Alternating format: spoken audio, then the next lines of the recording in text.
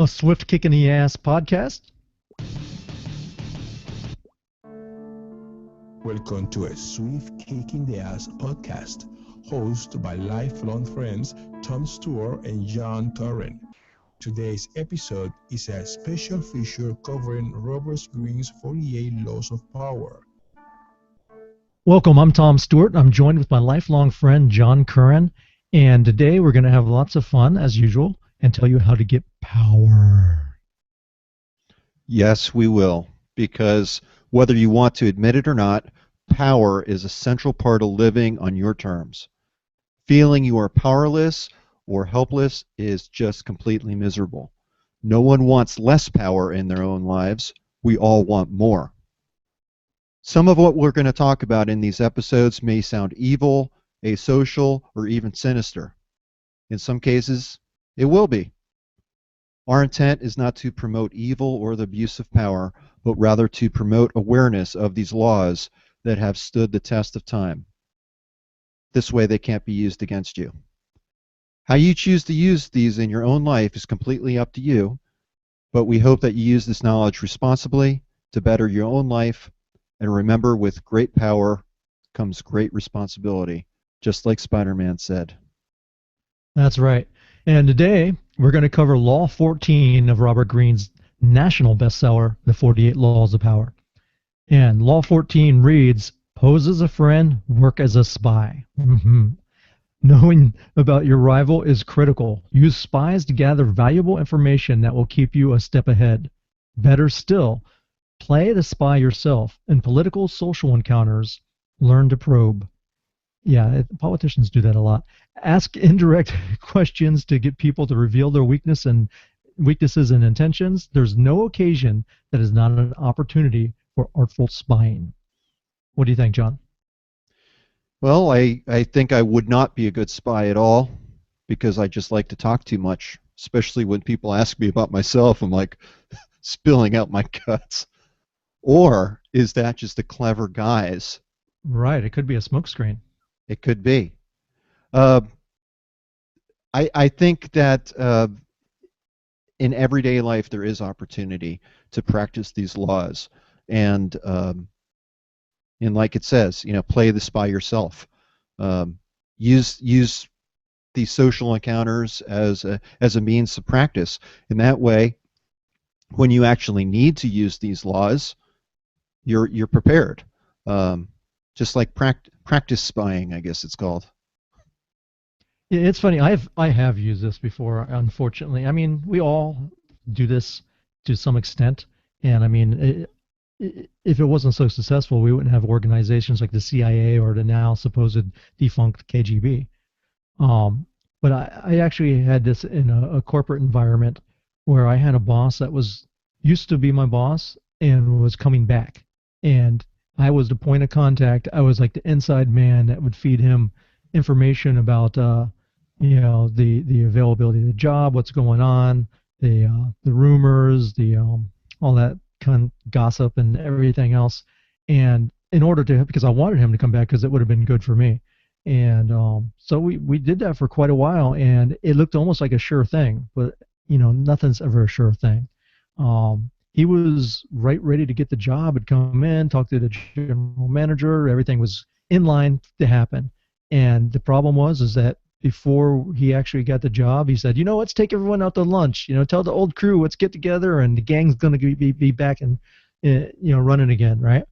So we went out to lunch, and we brought someone that we should not have brought with us. Someone that I was like, I don't know if this guy's the best guy to come with us, but, someone invited him mistakenly, and so this former boss of mine told his plan, said, hey, it's almost a sure deal, probably by next week I'm going to be the guy, right?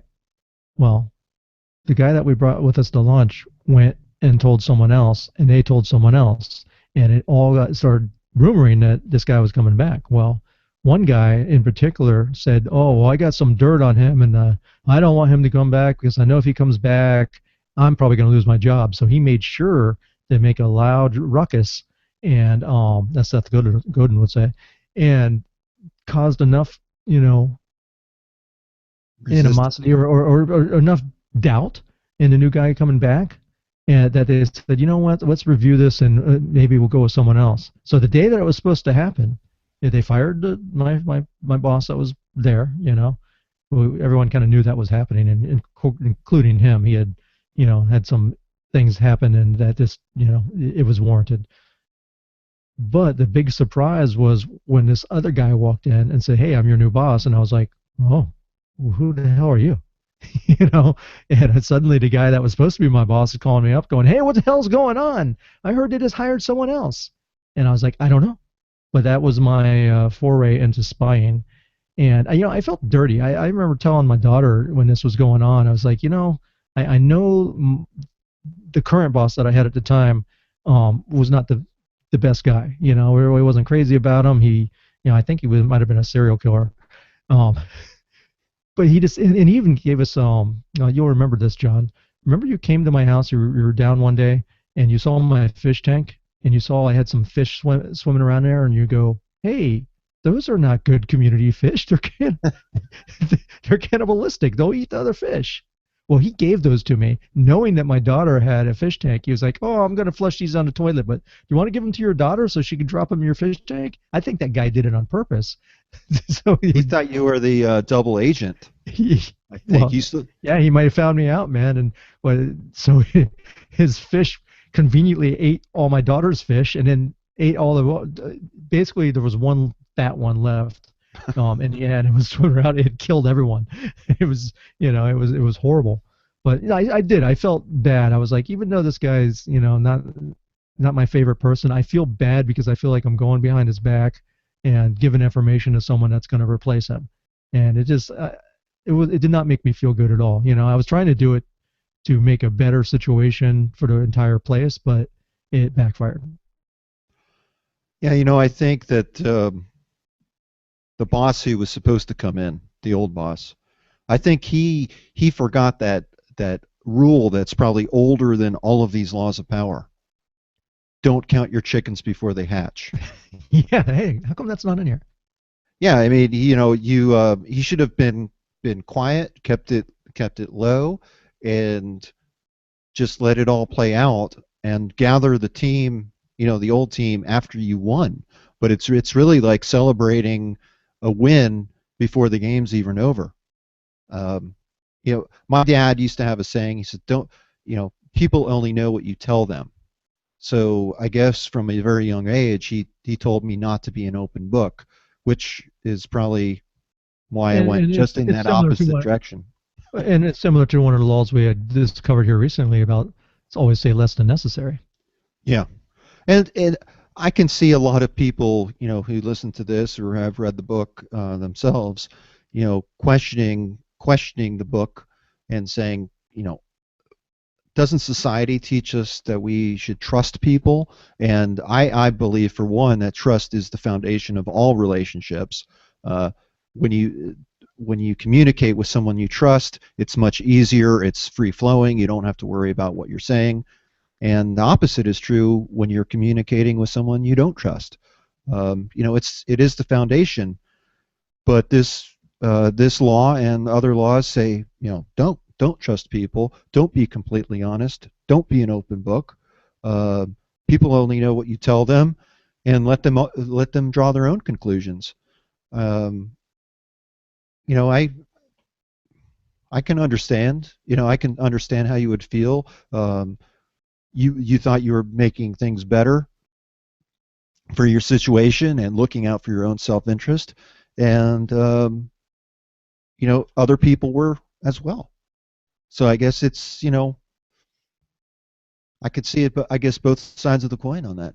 Yeah, it happened, and I don't have any regrets. I always tell my wife, I say I don't have regrets about anything, because whether it was good or bad, it's meant to get me where I am today, and I wouldn't trade where I am today because I have two beautiful children and a wonderful wife, and I wouldn't trade that for anything. Who knows if events went different, what could have happened, So I don't look back for regret. I just live and learn, and I honestly feel better not doing a tactic like this. I actually feel better because that's the worst thing is when you're trying to lay down at night and you just feel bad, inside. It's you have nightmares and it just wears on you and stresses you out. I'd rather just be honest and go with the flow. Yeah, I mean, I would prefer to be honest too, but I also recognize being honest at times does open yourself up to attack. It makes you more vulnerable sometimes, at times, because just like in your story, the word got out that this guy was coming back, and there were other people that didn't want him back because they might lose their job. So they Right. were acting in their own self-interest as well. It's almost like a case study. Working in the entertainment field is like a case study, and I understand that's where Robert Greene came from. He worked in in Hollywood, so that's what gave him the idea to write this book. But it's true, man. It's like a laboratory for the 48 laws of power. Yeah. I've seen so many of these chapters I cover. I'm like, wow, I've lived that, or I've seen that, or been a victim of that. Yeah, and I think it's just recognizing what these laws are, having a good understanding of them, and so you can see when they're happening to you, as well as using them when it's to your advantage. I always think of how I bring these laws into my own life, and my wife my wife's family lives in Atlanta, and we always, we visit them quite often, and they come up here to Virginia to visit us. And it's funny. My wife will always ask me, how did you know about so and so? Someone else in the family, or what was going on. This is the first time I've ever heard of it. I'm like, well, because I talked to them and I asked them questions, and they told me what was going on. So it's kind of funny that at times I actually know more about my wife's family than she knows herself. So Yeah, this you bring up a valid point. This happens in families, man. And I'm sorry, but families like to gossip. And I heard through the grapevine one time that one of my relatives said that I was sarcastic, right? And I was like, no, so when, whenever I'm at, so I'm out at a shop or something like that, and I see I remember I saw a T-shirt that said something like sarcastic, or a good one which I wanted to get was it had like the bar, like the loading, like Windows is loading or something like that, and it was like 60% waiting to respond with a sarcastic comment. But I can't say because I mean it's family, but it's just funny that when you like learn those kind of things, you're like, really? Well, I guess yeah, I'm just it, sarcastic. it's really funny. Back in college, I had a girlfriend who I was going out with, and she was getting to be buddy buddy with all of my friends. So she would spend time with different friends of mine who were guys as well as girls, and they all kind of sat me down one evening and they said, this girl you're dating is she's not what she claims to be. She said she's divorced, but she's not even separated. you know and she was just lying to me, left and right about this and that. And she's telling different friends different stories, and they are all working, you know not behind my back, but not in front of me, and they're comparing stories, and they're finding out, hey, you know what, she's lying about this and this and this and this. And that's when they came to me and just said, hey, you need to lose her because she is big trouble. And it was that talking, it was my spy network that I had in place that got me the truth. And they were totally right. She was bad trouble. It's funny because I had something similar. It was not the same situation. It was a girl that we were kind of like on the way where, she was older than me at the time. I think I was like in my early 20s, and she was like 29, and she was like thinking that, so she wants to find a guy that wants to settle down and get married. And that wasn't me. At the time, I was going to college, and that was not on my mind at all. So she started kind of like she didn't break up with me, but she kind of just started, I'm going to go out with my friends a few times a week and stuff like that here and there. And so she's at this club one night, and she doesn't know that my friend is the bouncer.